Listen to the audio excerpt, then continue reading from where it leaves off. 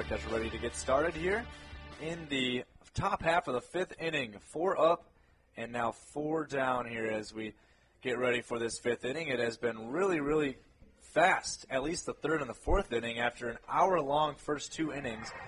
And this game has just flown by with defense and pitching starting to become the main factor of this game after offense was pretty good in the first 2 innings. Remember, if you're just joining us, it's 6-5 Iowa State, and 14 hits in total were hit by both Iowa State and Kansas.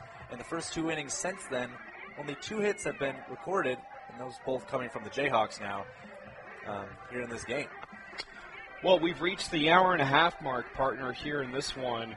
I mean, yesterday's game, it only took an hour and 50 minutes for that game to finish up here. But, yeah, it's been a longer ball game and a more exciting ball game, too. So we now head to the top half of the fifth. I mean, we got to the fifth inning right at the hour mark yesterday. So it just goes to show you how slow this game has been, but yet exciting with a lot of action. Yeah, a ton of action as we see a little defensive substitution here for the Kansas Jayhawks, and we talked about it. Unfortunately, all of you at home weren't able to listen because we had a little technical difficulties with the pregame interview and with the stream at the beginning, but Coach McFalls did say, I did ask her about the substitutions that she would make because of the heat. She said her players love the heat and that just be on the lookout for it, and they make a leadoff substitution. Ashlyn Anderson on the hit over the third. She makes the throw, and that might be a review there as the throw was high, so DeRoche had to jump to catch it. Was off the bag, and getting to first was Carly Spellhog. At least she's safe for now. Coach McFalls is going to come out and talk to Crew Chief Frederick Ewald to see if this one can be reviewed, because DeRoche was making a case to see if that one could be reviewed. So the throw from Anderson was just a little too high, but it was Carly Spellhog who was leading off of the Cyclones. To finish my statement, Jordan Richards will replace Lyric Moore in the catcher position here in the fifth. This play now is under review. So we see Frederick Ewald at home plate and Kaylee Young over at first. Going to go and review this for the umpire crew. Let's take a look to see if DeRoche was able to make the tag. I don't know. It's really, really close, because she had to jump off the base to catch the throw from Anderson. And let's see if she makes the tag here. So she jumps, and then yeah, there's a chance she might have made the tag there before Spellhog got her foot on the bag. So it's going to be close. I guess we'll just wait for the call now. Yeah, it looks like her foot bounced off of the bag, too, partner. So, I mean, they're going to need evidence to overturn this. Yeah, it's going to have to take a lot of it. It's looking like the camera angles that from the replay are really, really favoring Kansas right now. Looks like DeRoche, as she was jumping in an athletic play, and tagged Carly Spellhog, who was charging to first with full speed before she got her left foot on the bag. So it's going to be interesting as the crew chief and first base umpire continue to review this. We will give you guys a little bit of an update on what has happened in this game so far. So Iowa State scored 3 runs back in the top of the first off of 2 Kansas errors. Kansas responded with a 3-run home run in the bottom of the first inning from Haley Kripe. Then Iowa State scored 3 more runs in the top half of the second. Kansas then hit a 2-run home run in the bottom of the second by Ailey Harper.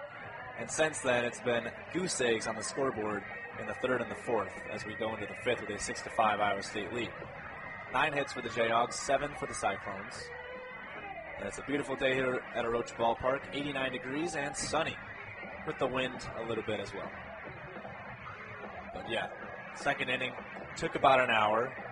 Since then, it's been 30 minutes to go through 2 more innings, so defense making the innings go by a little quicker. Yeah, it'll be interesting to see what the call will be here, partner, because I think if Iowa State leads it off here in this inning with a runner on base, I think they could find a way to get things going. It's also worth mentioning. It's going to be an out. Yep, it's going to be an out, so the evidence was enough. I'm glad that I wasn't just seeing stuff on that review. Obviously, the umpires saw it too, so Carly Spellhog gets thrown out from third from Ashlyn Anderson. DeRoche makes an athletic play, and now there is 1 out here in the top of the fifth. As we see Alicia Ronchase come up. She is 2 for 2 with a base hit, or with 2 base hits rather. 2 singles. She comes up to bat here against Katie Brooks, who remains in the circle and throws one in the dirt for ball 1. It's worth mentioning for all of you that are just joining us here, 6-5 Iowa State, but both teams have went through 2 pitchers so far. KU's went through Lizzie Ludwig and Addison Purvis. Both teams on their 3rd pitcher of the game. Katie Brooks is the 3rd pitcher. The 1-0 is outside for a 2-0 count. Alicia Aranches has done a great job this series at getting on base, and yesterday it was a little more difficult for her to do it. She went 0 for 3, but since then she's now 2 for 5 in the series overall. This 2-0 is swung on, hit to short. Harper over to first and makes the athletic play to get the out. So a little 6-3 across the diamond, and that's 2 outs here for the Jayhawks already. So now we will see Casey Simpson come up to bat. She's 0 for 2 in the game. Flew out to Shayna Espy over back in the first at center, and then flew out to Peyton Renzi over in right field back in the second. And hasn't batted since. Katie Brooks looking to get out of this one with another 1-2-3 innings. This one's popped up into foul territory towards the right side, and it'll hit the top of the Iowa State dugout for a foul ball, 0-1. So Katie Brooks so far on her 21st pitch now. She came into the game to replace Addison Purvis. Here's the 0-1. This one's hit and a pop-up out to shallow center. Shayna Espy's under it and makes the grab for the 3rd out. Well, Katie Brooks and Addison Purvis have done wonders in the circle for the Kansas Jayhawks. That is now 3 back-to-back 1-2-3 innings defensively for the Kansas Jayhawks. And we'll move to the bottom of the 5th with the Jayhawks still trailing by a run. It's 6-5 Kansas. 6-5 Iowa State, rather. This is Kansas softball on the Jayhawks. Welcome back to your Rocha Ballpark as we're ready to get started with the bottom of the 5th. He's Austin Eckert. I'm Kyle Mathas. And it's good to be back with you for another edition of Kansas softball here on the Jayhawk Sports Network. Well, it's been a common theme in this game, changing pitchers, and Iowa State has done it again. We saw Ellie Spellhog pitch for 2 innings, but now Saya Swain will come and pitch for the Cyclones. This is pretty much almost a repeat of yesterday's pitching order for the Cyclones. Ellie Spellhog pitched 5 innings and got the start, and then Saya Swain pitched 2 innings and finished off the game. Now we see, obviously it took 2 more pitchers before they came up, but Saya Swain comes in to pitch here for Iowa State. She pitched 2 innings last night. No hits allowed, no runs allowed, 3 strikeouts. Really, really good game for her last night. Yeah, they brought her in after Iowa State knocked in 2 to build up that 2-run lead, and it turned out to be a smart decision for them. She pitched really well in those final 2 innings. Olivia Bruno leads off the bottom of the 5th for the Jayhawks. She took a strike there in the strike zone. She didn't even really look like she wanted to swing at that one. That was just a take pitch. Here's the 0-1 from Swain. And this one is almost in the same spot as the last pitch. Bruno didn't swing this time, and she didn't swing then. It's 0-2. But Swain is a junior from Paris, Texas. We've seen a couple players play the Jayhawks from Paris, Texas this season. 3.73 ERA, 34 appearances. She tried to go for the same spot, but it was just a bit outside for ball 1. It's 1-2. No complete games, but 5 saves for Swain. At this point, it wouldn't be a save if she finished off the game, as you'd have to start in the 6th inning for that to happen. Here's the pitch. Bruno chops this one to 3rd. Tyree over to 1st, and that's the 1st out of the inning. So from 3rd to 1st, Tyree to Spellhog. Now Haley Kripe comes up to bat for the Jayhawks. In this game, she is 2 for 2 with a homer and a base hit. That's a single. Comes up against Saya Swain. And in yesterday's contest, as the first pitch is down in the dirt for ball 1. In yesterday's contest, Haley Kripe went 0 for 2 with a strikeout. So already doing significantly better than she did yesterday. I think this whole Jayhawks offense is doing significantly better than they did yesterday. Overall going 3 for 22 yesterday. And this 1-0 pitch is down for a ball, 2-0. Well, if you're Kansas partner, you're just going to have to find ways to get on base. Haley Kripe has done an excellent job of doing that with the power of her bat, but I think it's going to be important here for Kansas from here on out to find ways to get on base, whether that's base hits or walks, whatever it needs to be. They need to find ways to get on base. That pitch is going to be downstairs for a ball, but it's going to be important. I mean, as we kind of wind the game down here as we head now to the bottom half of the fifth. Yeah, and there's a possibility at a walk here. Here's the 3-0. And there is Swain attacking the strike zone on the 3-0 count, so it's now 3-1. I wouldn't have any doubt that Haley Kripe would probably try to swing at this one here. I was going to say, I think she might get the green light to try and swing at this one. Well, Kripe, smartly enough, has a good eye and takes one in the dirt for ball 4. So Haley Kripe is going to be walked, and that is going to be the second walk of the game produced by this Iowa State pitching roster. As we see Savannah DeRoche come up to bat for the Jayhawks. Saya Swain had a program record in strikeouts in a single game last season with 17. Now she throws a strike to DeRoche at the knees for strike 1. Also last year, she's the one of only 11 pitchers last year to get 2 games with 16-plus strikeouts, but she still somehow has no regular season awards. It's crazy. It's just DeRoche will try to bunt that one. She bunts it foul down the right field line. Partner, just going back to Saya Swain, she has no Big 12 regular season awards, but she's had some really good seasons in the circle for Iowa State. Yeah, she really has. It's quite baffling. She's been terrific all season long, and we saw that last night. Swing and a miss there from DeRoche, so that's going to be a strikeout by Saya Swain. First one of the game, but continue what you were saying, partner. Oh, no, her coming in after Iowa State knocked in 2 to make the score 3-1 in the top of the 6th.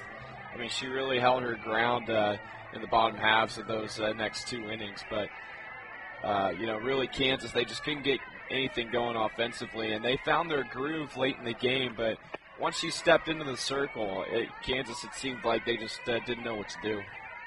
Well, swing and a miss from Anderson there on the first pitch. Ashlyn Anderson is 1 for 1 with a single and a walk drawn.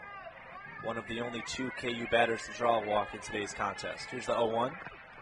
That one's outside for ball 1, 1-1. So standing at first is Haley Kripe. Don't think a stolen base will be in her repertoire. She has a 1 attempt this season, but was caught stealing. Here's the 1-1. And that one is just a little low for 2-1. I don't think Swain in the circle liked that one. She was smiling. I think she thought that was going to be a strike. She thought she placed that one beautifully. 2 balls, 1 strike to Ashlyn Anderson. That one's up high now at the lettering of Anderson for 3-1. We forgot to mention this, but Iowa State wearing their all-gray road uniforms today with red socks, maroon red socks, and maroon caps. KU wearing their all-blue uniforms with the blue helmets as Ashlyn Anderson calls time. Well, yesterday, partner, I know you weren't here for this, but Kansas came out in their pink uniforms in honor of Breast Cancer Awareness Month tonight. That's great. As there's a walk from Anderson, but yeah, I'll have to. I know I did see some highlights yesterday. I was able to see those uniforms, but that is great. Breast cancer awareness. It's not only in the month of October. It's year round. Right. It's great to see Kansas supporting that with their uniforms and in other ways as well. I'm sure of it. As this first pitch from Swain goes down in the dirt, Peyton Renzi, who now has 2 runners on the bases for the Jayhawks. Anderson at first, and Haley Kripe is at second with 2 outs now. Kansas down by a run at 6-5. The 1-0 is in the strike zone for strike 1, 1-1. 1 ball, 1 strike, 2 outs on deck. Shayna Espy, the 8th hitter. Here's the 7th hitter, Renzi, who's playing and starting at right field today in place of Ansley Linduff. She's going to take one low for a ball. It's 2-1. And you can see McFalls, or over at third base, McFalls is kind of yelling in Renzi's direction, telling her what to look for here from Saya Swain, who winds up and delivers. Oh, swing and a miss there for Renzi. It was an off-speed pitch, and Renzi wanted to go deep on that one. We saw a lot of those off-speed pitches yesterday, partner, from both pitchers, both from Spellhog and Casey Hamilton, and those off-speed pitches have really worked out for both pitching groups. Here's the 2-2. Oh, that's in the dirt. Good eye for Renzi. She looked like she really wanted to go there, and McFall's kind of giving her with the hand motion of like, hey, settle down. Like, you can draw a walk here. You can load the bases with 2 outs and see what Renzi can do here. Here's the 3-2. Renzi hits this one weakly to third. That actually hit on the left side of the foul line, so it'll be a foul ball. So the at-bat continues. That could have been trouble for Renzi if that was fair. Sarah Tyree had a read on it to make the play, but 3-2. Yeah, partner, I don't know if the ball ricocheted off her foot or Maybe something else, yeah. but I think that's why the umpire called it foul. 3-2 to Renzi, goes high for ball 4, and the bases are loaded now for the Jayhawks. And that gets the crowd to have a little bit of life here at Arocha. Saya Swain struggling a little bit right now. That's the 3rd walk in this inning the Jayhawks have capitalized on, and all 3 base runners right now, Haley Kripe at 3rd, Ashlyn Anderson at 2nd, and Peyton Renzi at 1st, they've all gotten on base from walks. And now we see a circle visit for the Iowa State Cyclones. It looks like Associate Head Coach Kate Synott is out there right now talking to Saya Swain, as well as Camille Marin, who sits behind the plate in catcher position. Shayna Espy with an all to do now. Bases loaded here in the bottom of the 5th. Kansas has gotten 2 base runners, or 2 of the 3 base runners right now with 2 outs. Espy. She was the leadoff hitter for the majority of the season. She gets brought down to the 8th spot. Maybe she likes it, maybe she doesn't. I don't think that matters to her right now. Here's the pitch. And Espy takes that at the knees for 0-1. Kansas looking for their 10th hit, or looking for their 5th walk drawn of the game to try to get at least 1 run home and tie the game up at 6. Here's the 0-1. Espy hits this one down the right field line and just foul. So close, that would have at least brought home 2, maybe 3. She got really good contact on the ball. Unfortunately, that ball didn't stay fair, but what could have been. I'm curious about the strategy with these next couple of pitches, partner, because the bases are loaded. You know, you wonder if you want to try and draw up the walk, but Shayna Espy is faced with an 0-2 count, so we'll see if that turns out to be the case. Espy fouls this one off towards the left side, and it hits one of the pulls over there in foul territory. So the count remains no balls, 2 strikes, 2 outs, bases loaded, 6-5 Iowa State. It seems like this might be a KU must-win game here, at least to try to keep themselves alive in this 3-game series. Here's the 0-2. Espy swings and misses on an off-speed pitch, and that will end the inning with the bases loaded. So Kansas strands 3 runners, and they're not able to tie the game at 6 or take the lead.